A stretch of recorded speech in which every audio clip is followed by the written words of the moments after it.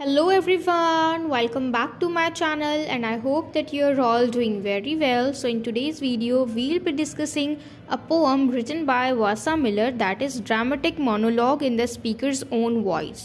Monologue means एक तरीके का स्पीच या फिर हम कह सकते हैं आइडियाज़ जो कि हम सुनने वाले हैं स्पीकर की खुद की वॉइस में।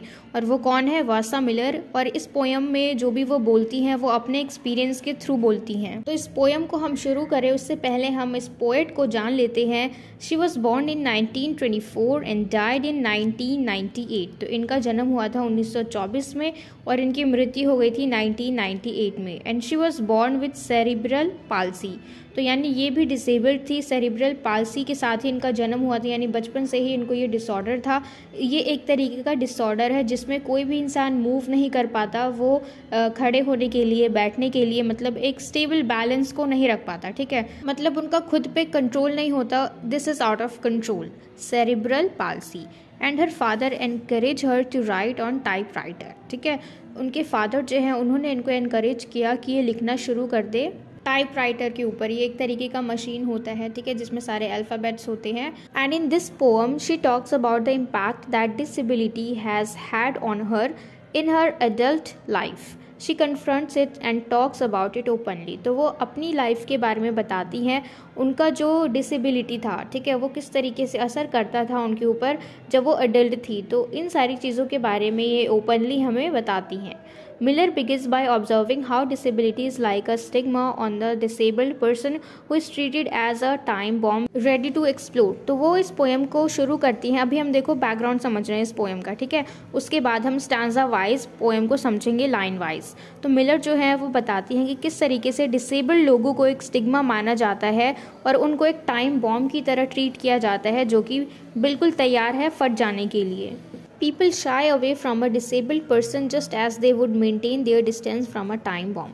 और people जो है वो इस तरीके से दूर भागते हैं डिसेबल्ड लोगों से जैसे कि उनके सामने कोई बॉम्ब रख दिया हो जो फटने वाला है, डर के मारे भागने लग जाते हैं। जैसे वो बॉम्ब को देख के भागते हैं ऐसे ही वो डिसेबल्ड लोगों को देख के भागते हैं। Being a woman and that too a disabled woman, Miller gives us perspective on the sexuality of disabled women।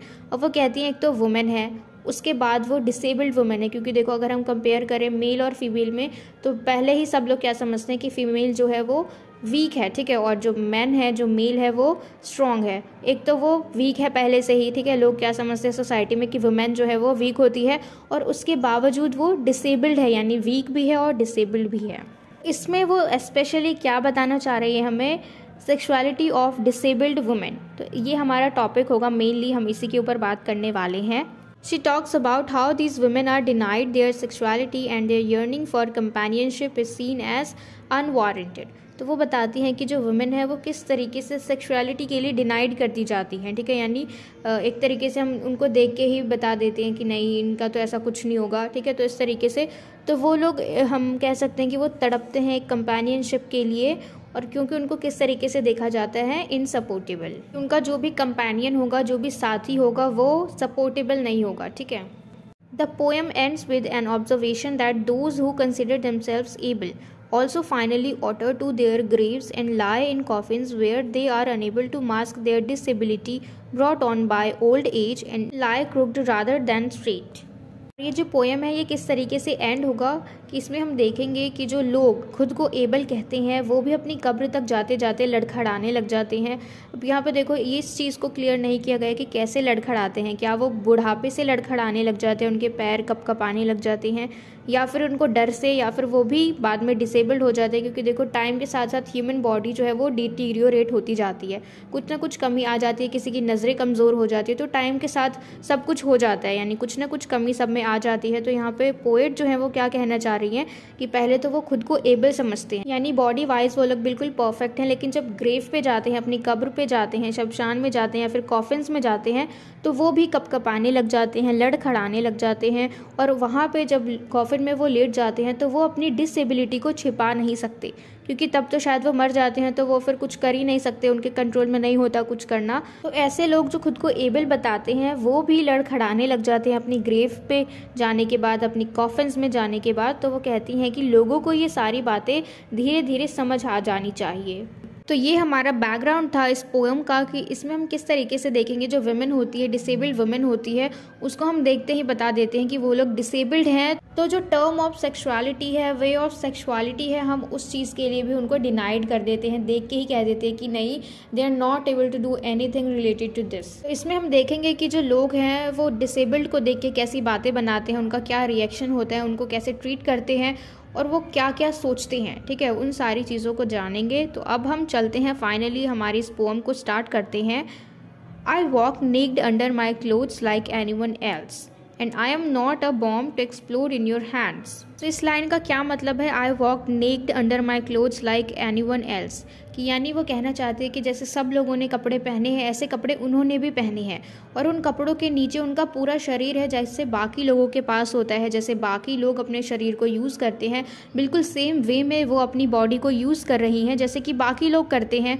तो फिर क्या फ़र्क रह गया उनमें और जो डिसेबल्ड है उनमें। ठीक है, यानी उनके पास भी वही सेम बॉडी है जैसे बाकी लोगों के पास है। And I am not a bomb to explode in your hands, और मैं कोई बॉम्ब नहीं हूँ जो तुम्हारे पास जाके फट जाऊँ, तुम्हें नुकसान पहुँचाऊँ, क्योंकि डिसेबल्ड लोग हमारा कुछ नहीं बिगाड़ते, उसके बावजूद हम उनको ऐसी वाइब्स देते हैं, उनको ऐसे ट्रीट करते हैं जैसे कि पता नहीं वो हमारा क्या बिगाड़ने आ रहे हैं। तो यहाँ पे बॉम्ब का यूज़ किस लिए किया गया है कि ये किसी को पसंद नहीं आते, दूसरा कि ये सबको नुकसान पहुँचाते हैं। ठीक है, अगर हम बॉम्ब कहीं पर भी लगा दें तो वो फट के क्या ही करेगा, लोगों की जान ले लेगा। तो ये फंडामेंटली बिल्कुल मीनिंगलेस है। ठीक है, तो इसीलिए ये खुद को बॉम्ब बता रही है, क्योंकि बॉम्ब जो है वो किसी को पसंद नहीं आता, सबको नुकसान पहुंचाता है, सबकी जान ले लेता है।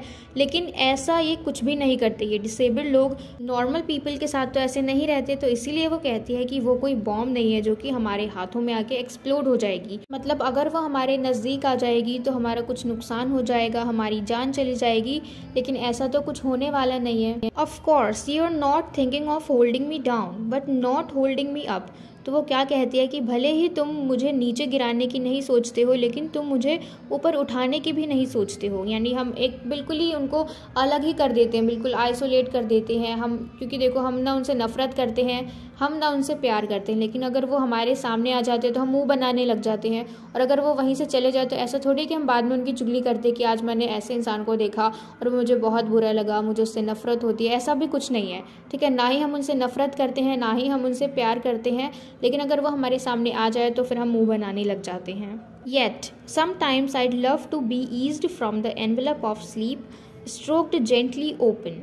और इस लाइन का मतलब है कि कभी कभी उसको भी अच्छा लगेगा if she gets the envelope of sleep. Sleep का क्या मतलब है यहाँ पे, she is talking about having sex, copulate and stroked gently open means देखो she rarely gets to experience sexuality and she feels it would be like waking up metaphorically from a long slumber. की मतलब अगर कोई इंसान बहुत थकने के बाद सो जाता है और जब वो सो के उठता है तो उसे बहुत रिलीफ मिलता है, वो हल्का सा फील करने लग जाता है, उसकी सारी थकावट जो है वो दूर हो जाती है। और फिर जब हम खुश होते हैं उस वक्त तो वो जो खुशी मिलती है, this is same like having sleep और having the experience of sexuality. तो ये है हमारा फर्स्ट स्टैंजा और मुझे पूरी उम्मीद है कि आपको ये क्लियर हो गया हो। अब हम चलते हैं सेकेंड स्टैंजा पे। My lost virginity would hurt me the way ghosts of their limbs make amputees shriek, my womanhood too seldom used. Have you ever viewed me this way? अब यहाँ पे वो कहती है कि my lost virginity would hurt me, कि अगर उसने अपनी वर्जिनिटी को खो दिया तो वो चीज़ उसको दुख देगी। ठीक है, क्योंकि देखो if she does experience sexuality then her lost virginity would hurt her, क्योंकि अगर उसने ऐसा किया तो फिर वो अपनी वर्जिनिटी को खो देगी और जो कि उसको बाद में तकलीफ़ देगी।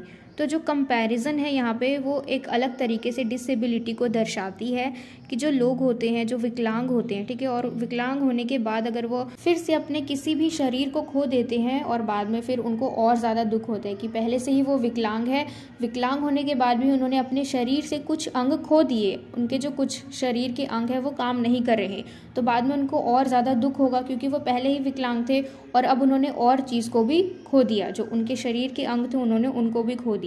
तो ऐसे ही ये कहती हैं कि ये विकलांग है, यानी ये भी डिसेबल्ड हैं और डिसेबल होने के बावजूद if she would lose her virginity, तो ये चीज़ उसको बहुत ज़्यादा दुख देने वाली है। तो वो कहती है have you ever viewed me this way, कि क्या तुमने मुझे कभी इस तरीके से देखा है। अब यहाँ पे देखो मिलर जो है, जो हमारी पोइट है, वो ओपनली अपने हालत के बारे में बताना चाहती है हमें। वो अपनी हालत के बारे में बता रही हैं, the effect of disability on her adult experience. ये उनके खुद के एडल्ट एक्सपीरियंस है जो वो हमें क्लियरली बता रही हैं इस पोअम में। और ये सिर्फ उनके बारे में नहीं है, ये जो बाकी वुमेन है जो डिसेबल्ड हैं, ये उन सब के साथ भी होता है। और ऐसा क्यों होता है? Because disabled women are popularly denied their sexuality and the yearning for companionship, क्योंकि वो सेक्सुअलिटी के लिए हर तरीके से डिनाइड हैं, ठीक है।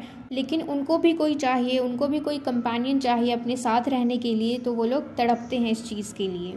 तो ये था हमारा स्टैंजा 2। अब हम चलते हैं स्टैंजा 3 पे।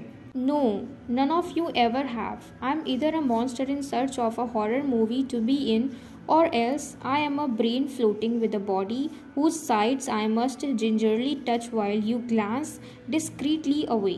तो देखो थर्ड स्टैंजा में इसने लास्ट वाली लाइन में क्या पूछा था, have you ever viewed me this way.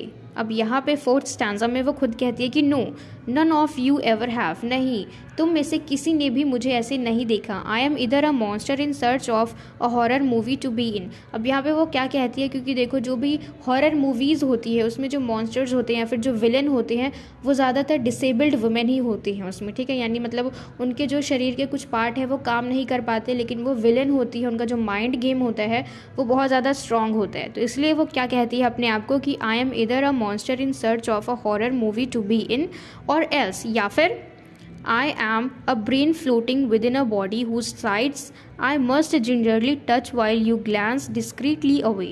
इस स्टैंजा में वो दो सिचुएशन को बताती है। देखो पहला कि या तो वो मॉन्स्टर है जो कि सर्च कर रही है कि वो हॉरर मूवी में जाए, और दूसरा कि वो brain floating with in a body. इसका क्या मतलब है, क्योंकि जो भी डिसेबल्ड पीपल होते हैं, देखो वो बिल्कुल उनकी जो बॉडी है वो हमारे हिसाब से, हमारे अकॉर्डिंग तो हम कहते हैं बिल्कुल यूजलेस है, क्योंकि वो लोग डिसेबल्ड है। अगर कोई व्हील चेयर पर है तो वो खुद से अपनी बॉडी से कुछ भी नहीं कर सकता, ठीक है। बस उनका जो ब्रेन है वही वर्क करता है।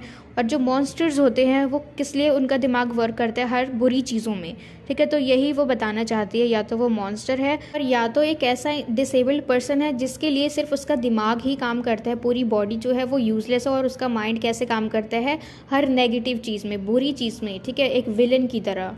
और इस लाइन का क्या मतलब है, I must gingerly touch while you glance discreetly away. इसका शायद मतलब है कि देखो जिंजरली का मतलब होता है होशियारी से, कि अगर कोई इंसान इसको बिल्कुल सावधानी से गौर से देखे तो इसे किस तरीके से होशियारी से उस चीज़ को अवॉइड कर देना है, उनका देखने का जो तरीका है उस चीज़ को अवॉइड कर देना है। अब हम चलते हैं स्टैंजा नंबर 4 पे।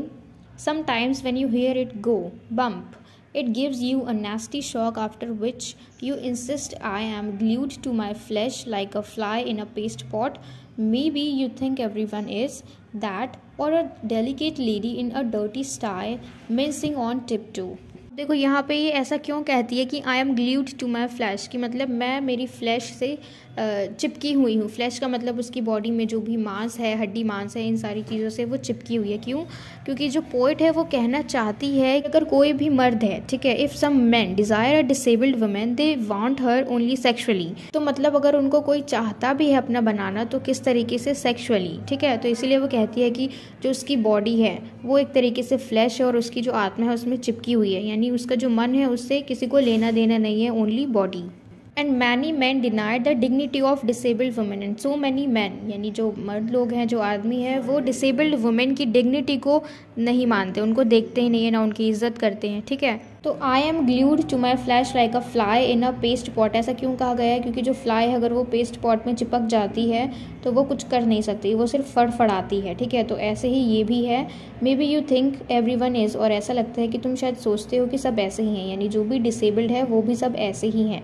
And a delicate lady in a dirty style mincing on tip top, और कैसे देखा जाता है कि कोई नाजुक सी लेडी है, ठीक है, मतलब क्योंकि वो डिसेबल्ड है तो इसीलिए उनको देखा जाता है कि वो नाजुक सी लेडी है जो कि गंदे से रूम में बैठी हुई है। हम आगे चलते हैं। I wish you'd learn better before we all totter into our coffins where there is no straight way to lie crooked. अब इस वाली लाइन से क्या मतलब है कि वो क्या कह रहे हैं कि आई विश यूड लर्न बेटर, यानी उनकी उम्मीद है कि जो लोग हैं वो डिसेबल्ड को देख के उसको हेट करते हैं, वो चाहते हैं कि कब यहाँ से जाए, जल्दी जाए, हमसे दूर जाए। तो वो चाहती है कि पीपल जो है वो ऐसा ना सोच के उसको सिंपैथी दिखाए, उसकी जो सफरिंग है, उसका जो दर्द है उसको समझे, ना कि उसको वहाँ से भगाने की सोचे, उसको अवॉइड करने की सोचे। Before we all totter into our coffins where there is no straight way to lie crooked. और अपनी कॉफिन में जाने से पहले, जब हम मर जाएंगे उसमें जाने से पहले हम सबको ये बात समझ आ जानी चाहिए कि हमें डिसेबल्ड इंसान को किस तरीके से ट्रीट करना है। अब यहाँ पे टॉटर किस लिए यूज़ किया गया है? 2 तरीके से। एक, जो डिसेबल्ड पर्सन है वो भी थरथराता है, वो भी कांपता है, लड़खड़ाता है। और दूसरा इसलिए कि अगर कोई कमज़ोर इंसान है जो मरने से पहले लड़खड़ाता है, ठीक है। तो 2 तरीके से टॉटर हो गए, लड़खड़ाना होता है टॉटर का मतलब। तो एक जो डिसेबल्ड इंसान होता है वो भी लड़खड़ाता है, और एक जो कमज़ोर इंसान होता है, जो मरने वाला होता है, वो भी लड़खड़ाता है। तो मरने से पहले हम क्यों ना सुधर जाएं। तो पोएट हमें कहती है कि हम मर जाएं, हम कॉफिन में जाएं, उससे पहले हमें ये बात अच्छे से समझ आ जानी चाहिए। और मर जाने के बाद हम चाहे कॉफिन्स में जाए, चाहे हम कब्र में जाए, चाहे हम शमशान में जाए, उसके बाद तो हमारी सबकी बॉडी एक जैसी हो जानी है, क्योंकि वो तो फिर एक डेड बॉडी बन गई। उसके बाद जो हमारी बॉडी है ना वो काम आएगी, ना उनकी बॉडी काम आएगी जो डिसेबल्ड पर्सन है। तो ये थी हमारी पोयम, और मुझे पूरी उम्मीद है कि आपको सब कुछ क्लियर हो गया हो, और इसमें हमने किस तरीके से पोएट के खुद के एडल्ट एक्सपीरियंस को जाना। और ये सिर्फ उनका एक्सपीरियंस नहीं था, बाकी जो भी डिसेबल्ड वुमेन है उनका एक्सपीरियंस भी था। उन सब के लिए इन्होंने अपनी आवाज़ उठाई है इस पोएम के थ्रू, और मुझे पूरी उम्मीद है कि हम सबको ये पोएम अच्छे से क्लियर हो गया हो। And if so then please let me know in the comment box if you like this video, and share it with your friends as well so that they can get help from it. And don't forget to subscribe my channel. Until we meet in the next video, keep learning.